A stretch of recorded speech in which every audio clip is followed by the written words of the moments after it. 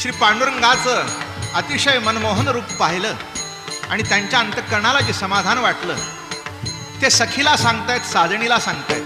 हे साजणी, रूप पाहता लोचनी, रूप पाहता, रूप पाहता, रूप पाहता लोचनी, सुख झाले, सुख झाले, सुख झाले. जीवनामध्ये सर्व गोष्टी मिळतात पण सुखच मिळत नाहीत. माऊली म्हणतात, अगं जीवनामधला जो अमूल्य ठेवा सुखाचा, तो याचं रूप पाहून मला प्राप्त झाला. सुख झाले, सुख झाले,